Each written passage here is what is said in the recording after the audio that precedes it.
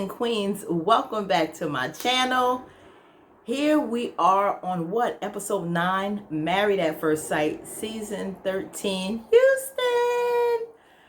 Before we get started, please click that subscribe button and hit that notification bell so you do not miss on any future content when it hits. And please, during this discussion, comment, give me feedback, invite your friends. I want other queens to join so we can get some dialogue going on this season. Look, this episode, I really enjoyed it. It's getting better. They dived into, discussions where we got a little bit more insight.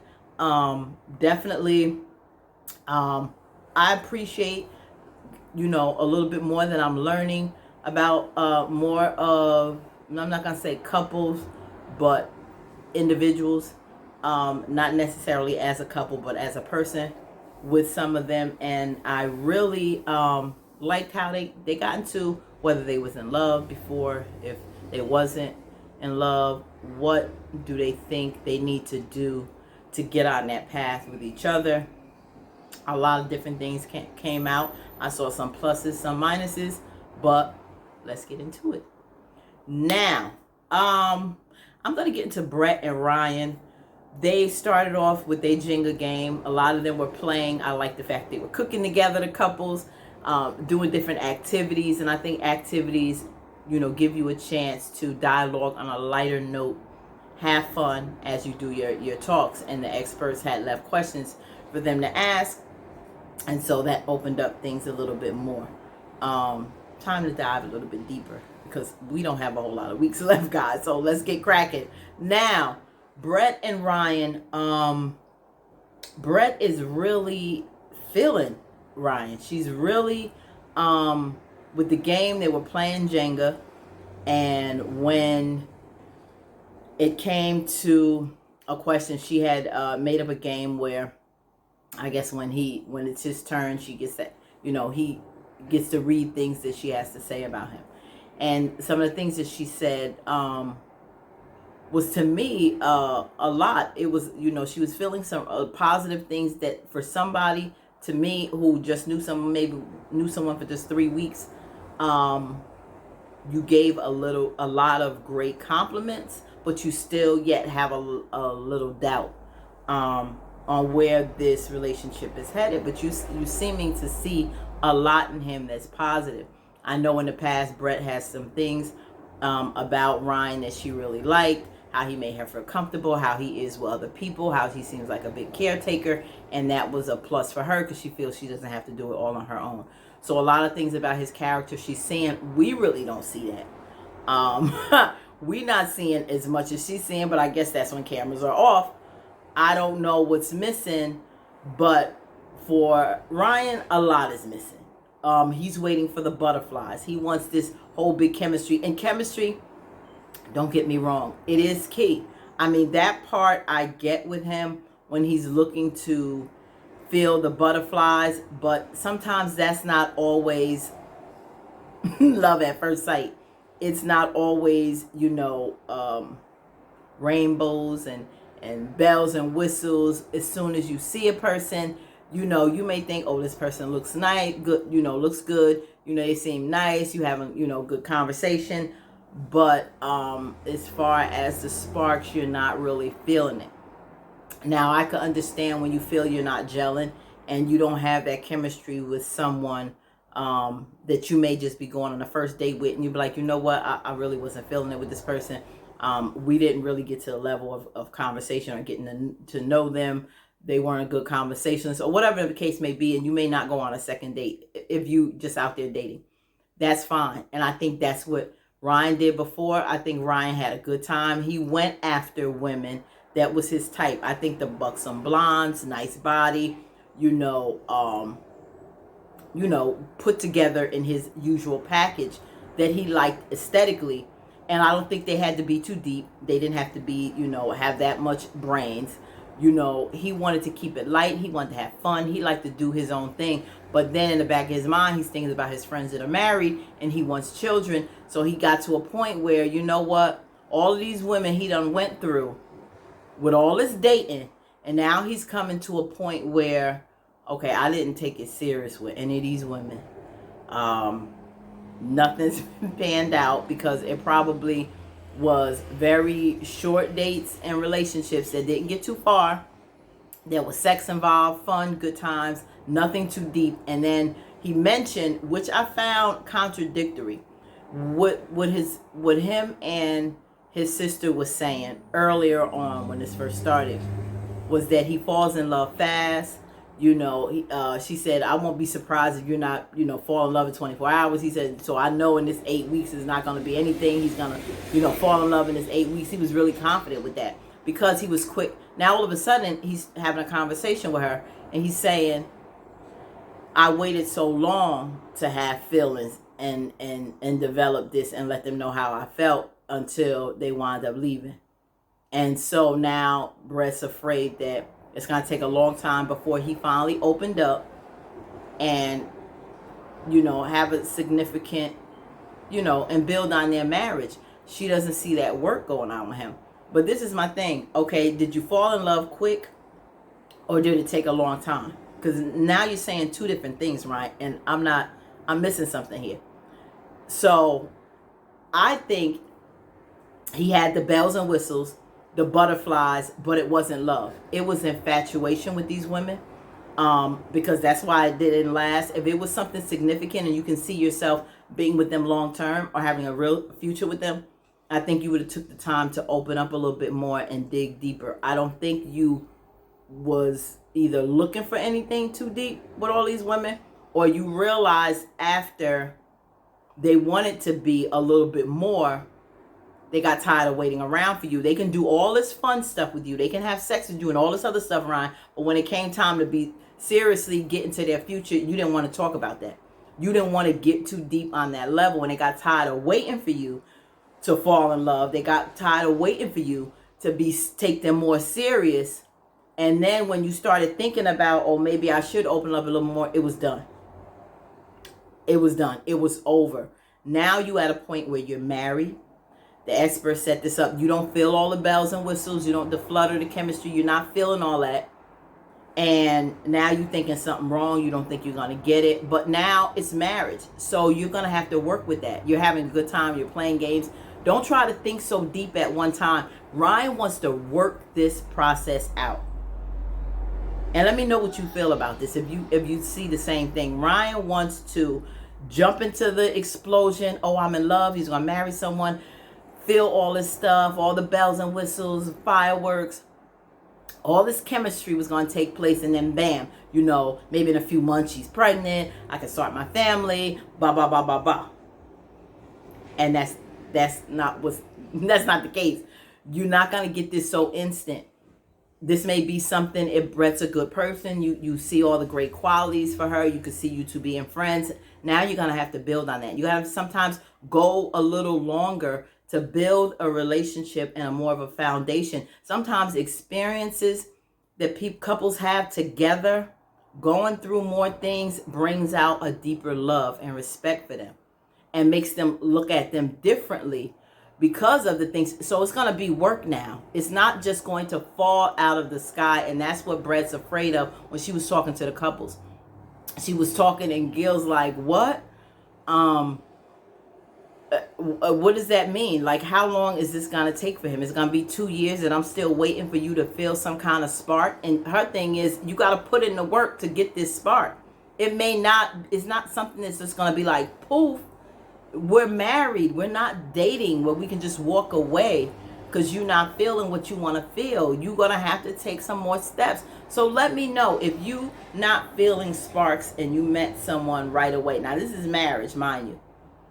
Even if you were dating, because I know this is different situations, a little unconventional, but if you were dating someone, let's say, for a couple weeks, maybe a month. With them, it's not even a month yet. But if you're not feeling this whole big butterfly thing, will you walk away or will you give it a little bit more time to really get to know them a little bit better? Because less than a month is not enough time to know someone. Or would you walk away after 2-3 weeks and say, I'm not feeling this emotionally. I'm not feeling this chemistry wise, so I don't even want to put in the time any further.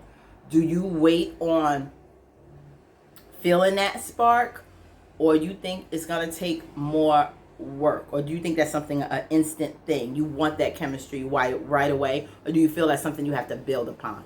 So give me your opinion in the comments. I want to know, because people take this a different way. Chemistry is very key.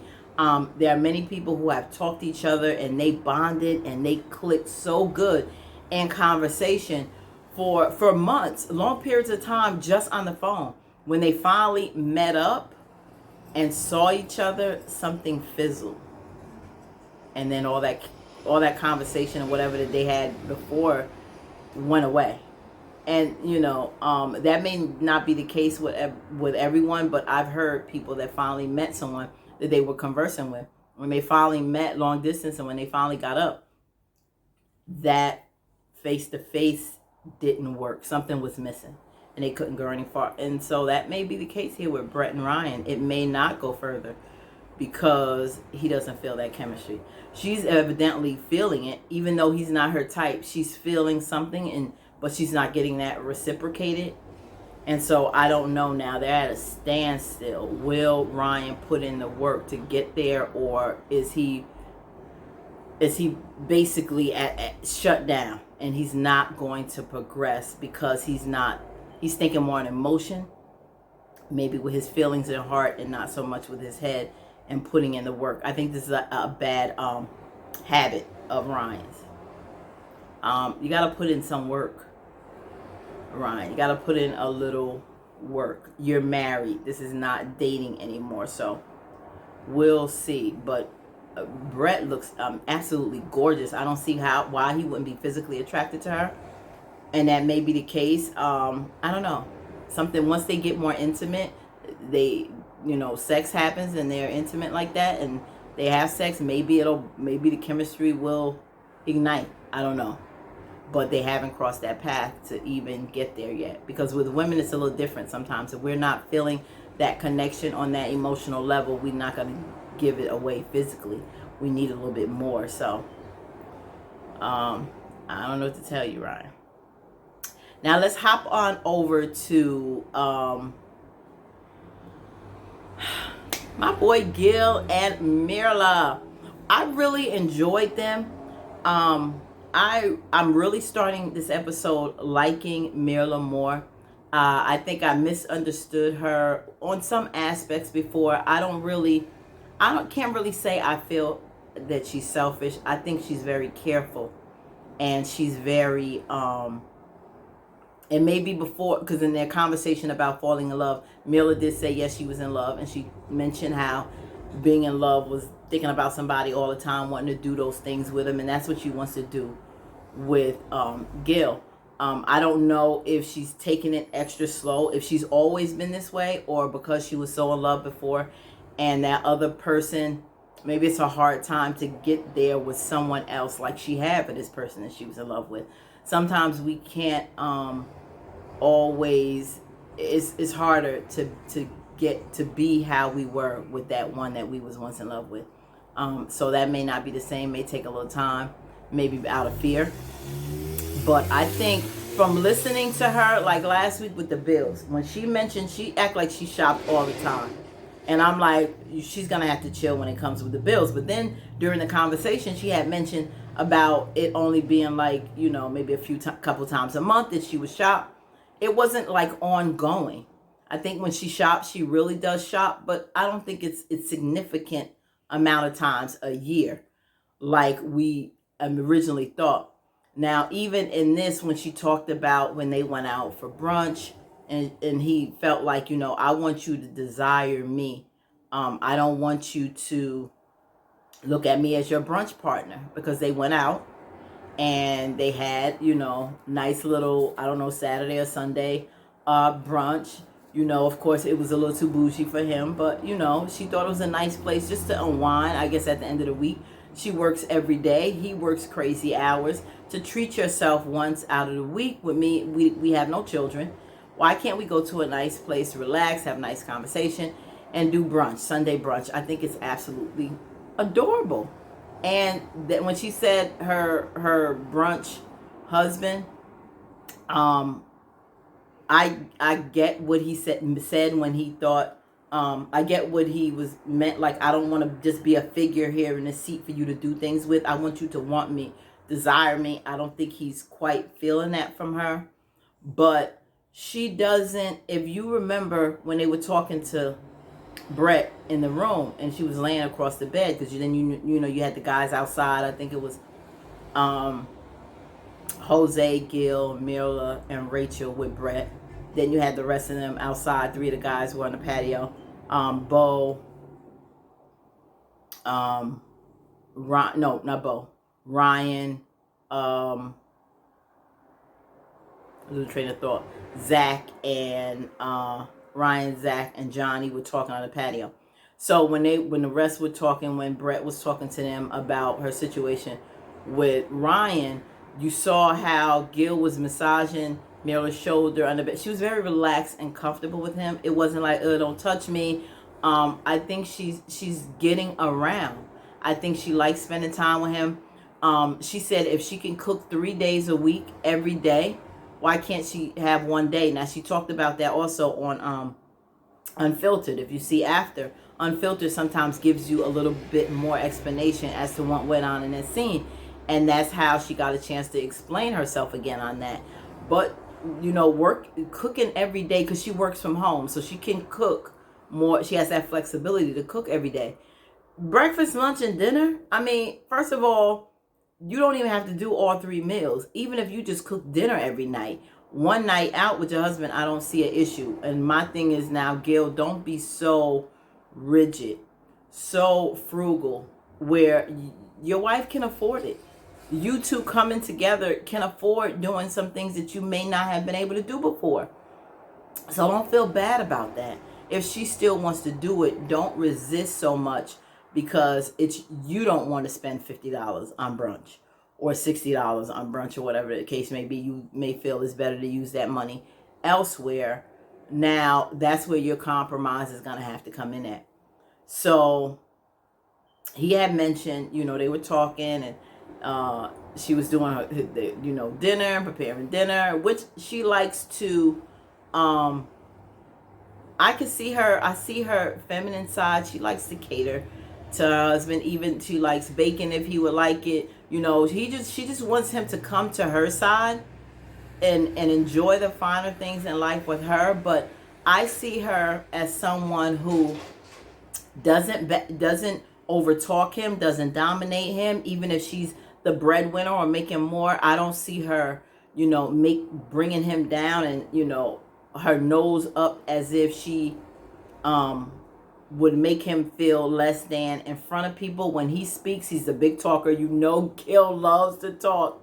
She basically chills and stays quiet, and he talks. She lets him talk. I see her letting him take the lead, even though financially she's leading.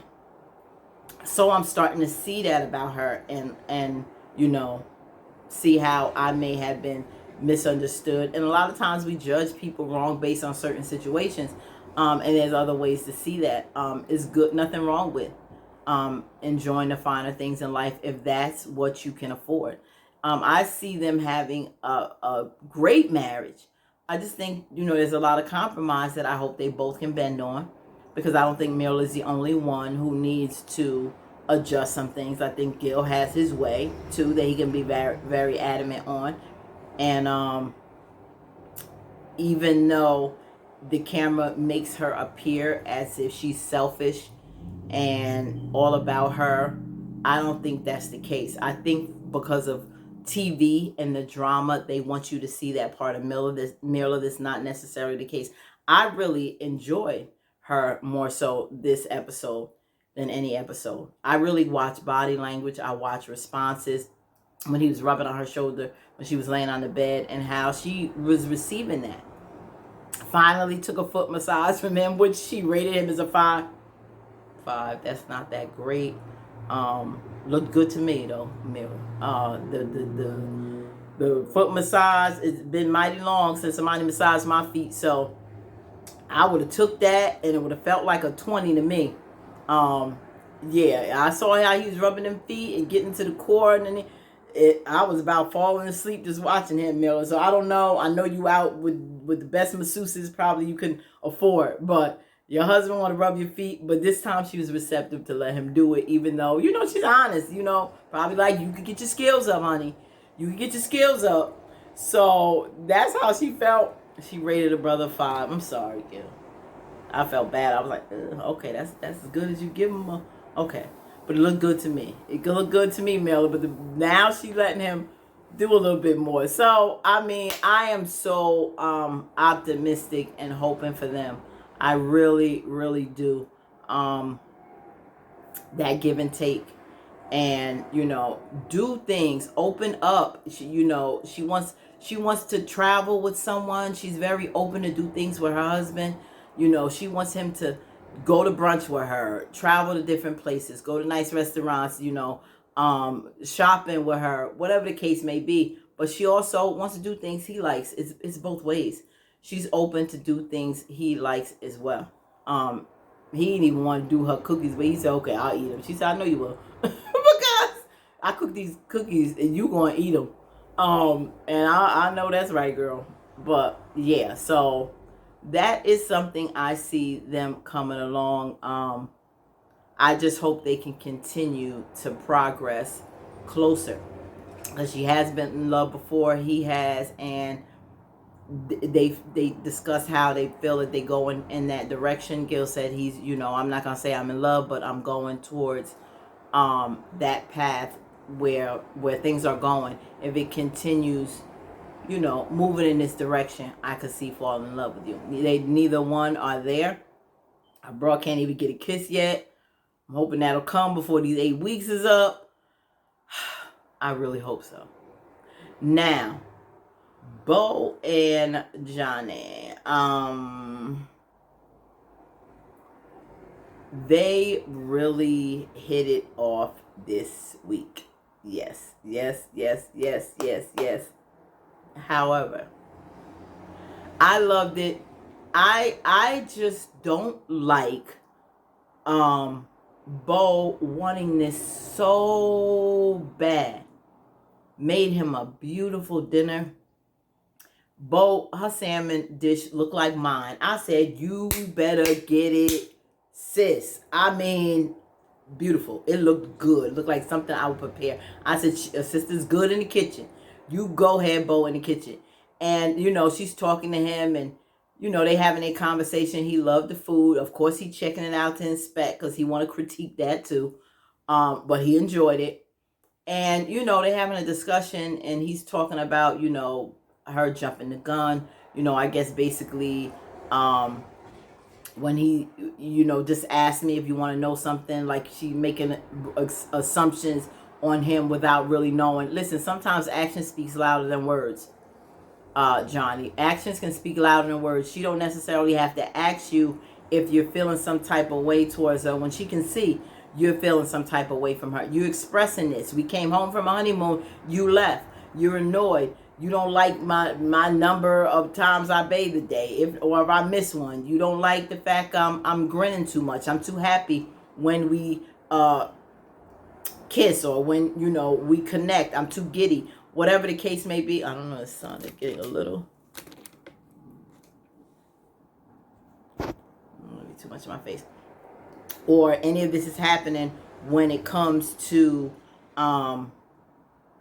I mean, if the woman took a shower 3 days a week, 7 days a week, if she made the perfect meal, if she, gave him the perfect kisses and didn't grin so much, or wasn't too giddy, or whatever, kitty like, and all these expressions, he's going to find something. He is still going to find something. I think Johnny finds an excuse to run. Now, she had to really check him at the table, which I'm glad she did. No, how did she put it? When he was trying to accuse her, just ask me if something's wrong. She was like, okay, well, is there a problem? Then he says, it feels like you're judging me. Well, no, stop saying you're the one that's judging. Let's be fair here. This woman is trying so hard.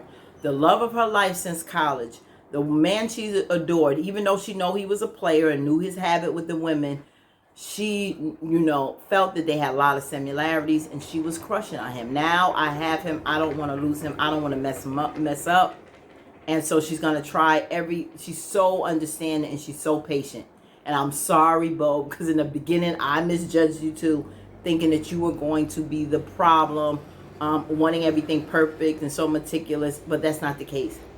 And Johnny, I had so much hopes for you too, but I think you know how to manipulate a situation where if you're wrong with something, instead of looking at yourself and fessing up to it, you are going to blame the other person and find a way to turn that whole situation around where you come out smelling like roses, and it's not your problem, it's the other person's.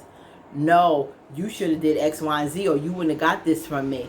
No, what about your particular actions? What about your level attack?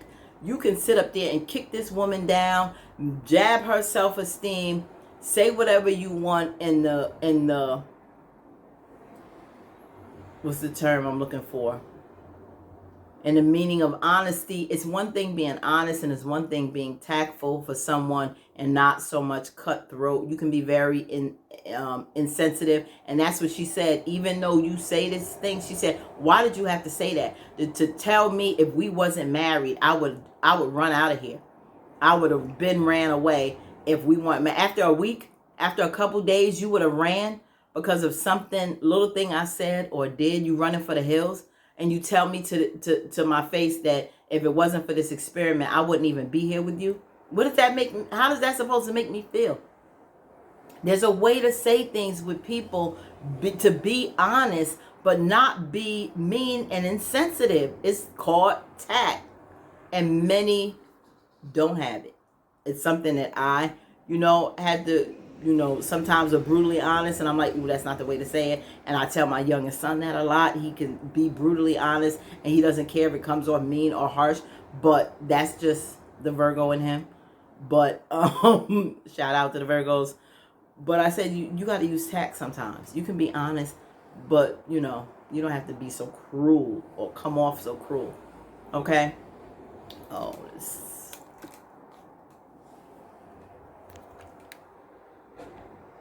the sun is right on my chin. I'll move over a little bit. Yeah, with the lighting. Okay. So, yeah, and that's one of the things. I'm like, come on, Johnny. You can't, you want all of these check boxes and all these things from Bo. It's a give and take. Now they sitting on the couch and they're talking and answering questions and how they feel, what steps they need to take to get to love or get to a good place in their marriage. And at one point she says, I am so happy to be married to something, that you're, just so blessed to have you as my husband or whatever. I'm like,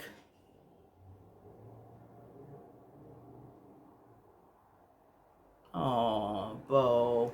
I mean, Johnny has not had a consistency of being kind to her. And now she's so honored to have him in her life. And he's so blown away. Because see, now you're stroking his ego. He's so blown away. I don't know if you can hear that. Motorcycle. Always something, right? He's so blown away and looked like he was about in tears. And if you keep this up, she's like, I'm getting to your heart. And I thought that was sweet. I just want a lot of this effort to be done to her and not so much her trying to put an effort for him to love her, to see her, to honor their marriage, and him just giving whatever. And he said it with the guys. Everything is going great so far. I wanted to stay on this path, but I'm the type that if 97% is okay, 3% I will hinder on that 3%. And Zach said he's the same way. Hinder on that 3% instead of being blessed with the 97 that you have. Because you're lucky. You get 97% right. You lucky. You get 70% and 30 is, things you got to really work on. You're still blessed because you're not going to get 100% of anything. So stop harping on the wrong. Stop trying to find things, Johnny, to mess up in your marriage, because if you look, you shall find.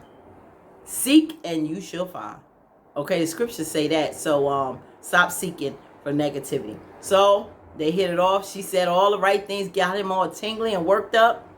He tried to get his sister drunk because he like every answer you question, you answer, you take a sip. See, Johnny wants somebody to get all drunk up, get crazy. You know, he feeling some kind of way so he could get some. That's what happened. That's what happened. They did the do. And man, you could not.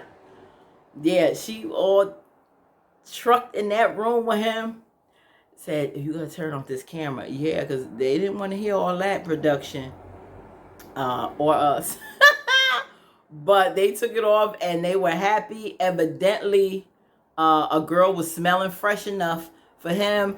Didn't giggle enough for him or whatever, because he was happy the next day. He even wanted to play. They playing darts. He like, whoever wins, you get to do whatever the other person wants in the bedroom. He like, round 2, I'm ready to go back again because last night was popping. So yes, the chemistry was there in the bedroom. Val and Johnny hit it off there. So as long as this is going in this direction, as long as the marriage is going in this direction and everything is all, you know, honky-dory, and we drinking and eating and nice conversations and you catering to me and you giving it up, oh, he's good. And that was his habits in the past. Going through all of this Tinder, swipe left, swipe left. If everything was good and peaches and cream, oh, you was good with Johnny. Get a little too deep. Don't agree with me. Do some little habit that I don't like, even though I got habits of my own. But do something I don't like, you're out. And that was the story. That was the story. What do you think about Johnny's methods? How do you think? Do you think everything was great? Do you see a little manipulating with Johnny? You know he turns on that water faucet in a minute. He will cry in a heartbeat. But I'm glad everything was happy. Bo was happy this week. Johnny was happy. Let's see what direction and how this progresses. Everything is not just going to be solved through sex and drinking champagne and playing games, Johnny. Okay? So let's see where that goes, because I think Johnny's a little slick bugger who got some game with him when it comes to getting his way. And he has to understand that I'm sure he got some stuff going on that would aggravate Bo as well. But she wouldn't put it that way. She wouldn't say something that would hurt his feelings. And she would find a way to put it in a way that's not, you know, as harsh as he would to her. Anyway. So, still hoping for the best.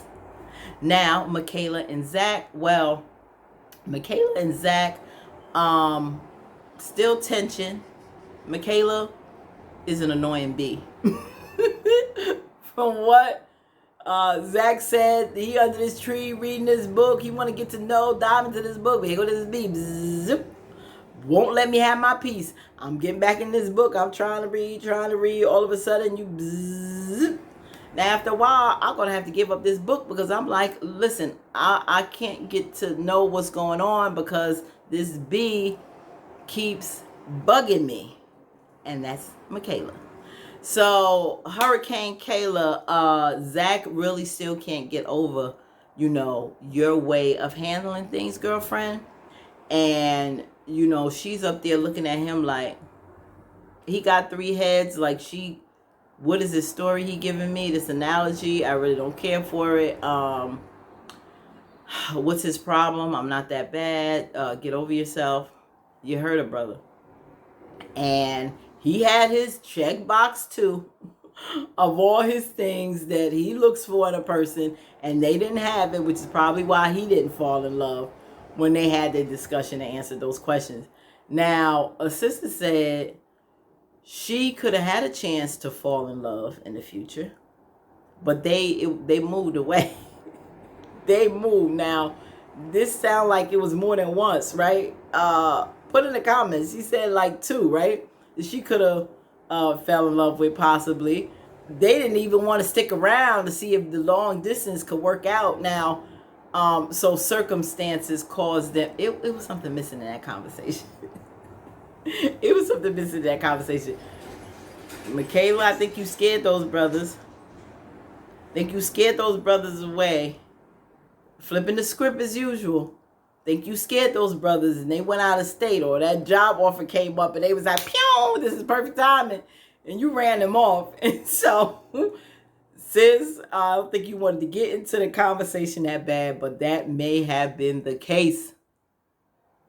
Did you run them brothers off, Kayla? Did you? Zach said, well, that's great that you could have fell in love with those two, but I don't see me falling in love with those that I was in a relationship with, because number one, okay, he's about looks. That's on the box. Well, that's the first thing we see, traction. So I ain't knocking a brother for that. Then he said there was, I think, ambition, how they handle conflict. I don't remember all the things that was on the list. You saw it, you remember. But those things were characteristics, I believe, that we all want in a person. We want a person with ambitions, goals, that want to do better for their lives, want to evolve, always wanting to grow, look pretty decent. We got to wake up with this person every day. I don't want to, be waking up the Jabba the Hutt or someone that's going to scare me. Or no, I want someone good looking too. You got to compliment yourself. In that way as well. Of course, you want someone evenly yoked. You want someone that, will compliment you. Handling conflict is very key. And that should have been on the top of Zach's list, because that's what scares him with Michaela. So he didn't ask for things, I think, that were so superficial or hard to grasp, or, somebody with a lot of money with the perfect credit score, and all this kind of stuff that we tend to want to check off on a box, probably like Jose's box. But he got into really characteristic things that mean something to him, and I think they were fair. I think the things he checked off was fair. She said, what if I don't do everything on that box? Well, I don't think he loves the way you look. You're ambitious. He loves, you got a good profession, career going. I think you probably check off a lot of those things in those boxes, maybe except one or two. Definitely handle conflict. So that wasn't hard things that somebody can check off in a box. They were very reasonable. But you was messing up on that major one that really matters to him. Nobody wants somebody to embarrass them. Flip. I don't trust what am I gonna say for you to go off on the deep end, especially embarrass me in public. Bad enough we went through this at home. But to go in public somewhere and you cuss me out or blow out in front of family or friends, strangers even, I'm not having that. I don't blame him with that, and it scares him. So, but they took the time to say what can lead them to love, and he's still willing to move forward. And they found out to a compromise. Even though when she was talking, he had like this little laugh smirk under his eye. I don't quite know what that meant. I don't know if he didn't take her seriously, thought she was BS or whatever the case may be. He kind of laughed under his breath. But they came to pretty much of a compromise, and he said if it continues on this road, I can see us continuing to grow with one another and move forward in the marriage and not revert back. And he said, is that the truth? You're not lying? For real, you want to do it? She was like, yes. So he wants to know that she's really going to work on it as well and get that level of comfort. Now, they went, he said he liked that. The dialogue that they had, the discussion made him feel more comfortable. She was calm. He's calm. Stay that way, Michaela. That's how you got to handle Zach. You got to learn your husband. This is how he wants you to communicate with him. We got to learn each other. So give each other time to know you can't deal with one person the way you dealt with another. They're not having it. Everybody's different. Learn your man or your woman. Now they go to have a nice little Zoom dinner with a chef, teaching them how to prepare shrimp scampi, which I thought was so cute. Easy dish, not that hard. But yeah, and then I found out nobody can cook in this marriage. Why can't you cook, Michaela? I'm sorry, I have a problem when women can't cook. That's something that you should be able to do. I know the whole modern woman thing in the profession. You're great. You can have a career. You can have a family. You can do it all. You can also cook. And the amount you was shaking in that sauce was unbelievable. This man's mouth was about to catch on fire. And you like, see, she's a firehead, Zach. So she didn't taste the fire that you taste because she is the fire. So Michaela said, "There's nothing wrong. This ain't too hot. I taste nothing." Of course she don't want to taste nothing. She has something to do with that. All that shaking and shaking. I'm like, that better not be salt. It was evidently pepper. All that shaking. But it was cute. They trying to make their little steps to do their food, and that was a nice little exercise to do together. Keep these things going. Cook together. Maybe take artwork classes together. Do different things to grow and evolve and start learning one another. And that's a great way for conversation when you have these activities going. Sharing chores, cleaning, maybe doing stuff like that together, listening to music, dancing while you cleaning the house. You know, these are things, keep it light like that. And get into, it's really critical for all these couples to, there's a level of conversations that helps to build up things. I think when you take things, the real deep stuff right away, too deep, it starts to taint all the good, lighthearted conversations. I think there's a level of building up before you get to the big stuff. And they had a lot of heavy hitters that happened early on. So if they can keep exercises like this going, calm your temper, be mindful, Michaela, how you say things to your husband, and in turn, Zach, know that certain things are going to take time. And you can't run so fast when you see conflict or something happen. It's not an immediate way for you to, flight. Because it's either fight or flight, and he's gonna flight, and Michaela's gonna fight, and he's not that. He's a lover. He's not a fighter. So that's your husband, Michaela. So both of you have to learn each other and have more understanding and patience for each other, but really take the time to be mindful. Be mindful not to sabotage and damage your marriage before it even gets started. Now, last but not least, we are going to get into the mighty, mighty Jose. Jose, to wrap this up, they have a conversation. They talk about being in love. Of course, she was in love before. She explained Rachel the situation. No, before we get into that, they had such a nice outing at this goat yoga. The goat yoga was so nice. I really enjoyed that exercise, running around with the little kids. Yeah, for those who don't know, baby goat is called a kid. That's why you shouldn't, tip of the day, don't call your children kids, call them children. Because those little jokers are rowdy, they bad, they will rip and tear and mess up a place. Yeah, so if that's not your child, don't call them a kid. So they running around with the little kids, having a good little time with the yoga. They jumping on the back. I mean, they were so adorable. They wasn't fearful. Jose's petting them. Now, now Rachel thinks he's going to be a perfect dad because he's massaging on the goat. Well, the baby goats and children are two different things. So, yeah, he looks sweet in that respect, but don't get ahead of yourself, okay, Rachel? So, that was a beautiful exercise. She saw that softer side of him. I thought that was a good outing, and it really opened him up to something different. It was really nice. Fast forward, they get into the conversation on why she cheated. She was young. She had too much to drink. This was 2 years now into her relationship, her 8-year relationship. So she knows how to have long-term relationships. And she was in love, and she made a mistake. He forgave her. Of course, Mr. Perfect Jose said, if that was me, I wouldn't have forgave her. Okay, that's you. Everybody can't deal with that. I get it. It takes a real mature person with a lot of growth and understanding. But 6 years after that, they went strong. So that, it didn't work out. But he forgave her in 6 years.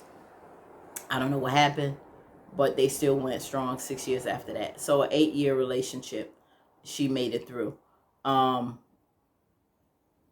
Jose, what I don't like about him is this. You don't listen, and then you want to blame all men because men just don't listen. Well, no, just be responsible and don't blame it on all men.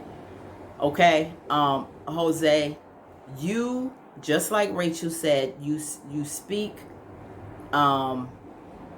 you listen to enough to respond. because Jose only cares about what Jose has to say. Jose doesn't care about what anyone else has to say. What he says has the value, and I may take a little bit about what you say, but 9 times out of 10, it's not going to be, your opinion is not going to be better than mine. Your way of thinking or what you like is not going to be better than what I like. Your way of doing things is not going to be better than what my way of doing things. That's what I get from Jose, and that irks the heck out of me with him. That was so rude to me that you don't listen. And then you're going to say, well, you're going to have to say it to me twice for me to get it. Why? This is your wife who telling you how she feels or giving her opinion on something. Stop and take it in. Why is it so hard? Why do I have to say it twice if you just listen the first time? That's very selfish, very inconsiderate, and it shows that nothing nobody else has to say has any value. Not even my wife. And that's wrong. My earrings. You like my earrings? That's wrong. And I don't like that. So this is what he tells her. And she said, I want to see that he's not on the phone, that he's listening to me, that he's in my eye, and I have his attention. This is what I have to do. And, of course, he like, okay, it's something he has to work on. But, he's so condescending sometimes. Whatever. Jose is about Jose. Bottom line. So next day, after this conversation, she says they're on the couch chilling, and she says, I said those 3 little words.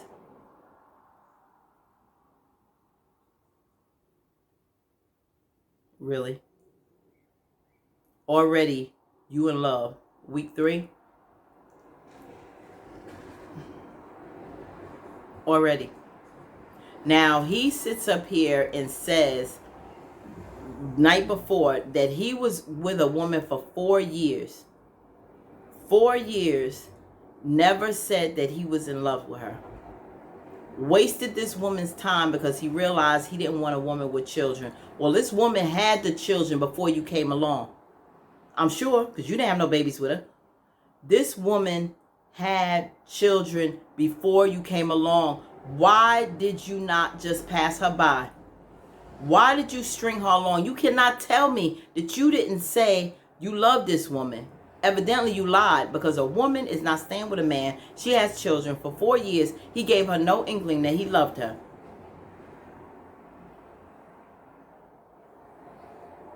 No woman I know. I'm not wasting my time.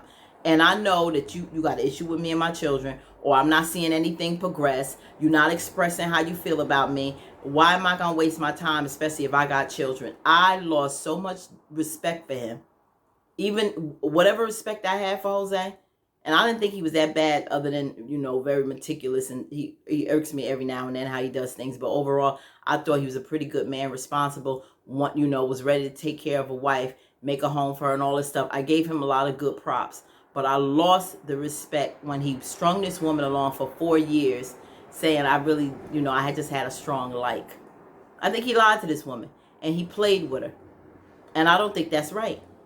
I don't know what it is with Jose, but it's something with him. And to lie, he lied to Rachel when he said he loved her the next day. She said, oh, I put a knife up his throat and said threatened that you better say it back. And he said, yeah, I said it. I was so indignant. Yeah, he probably did just say it.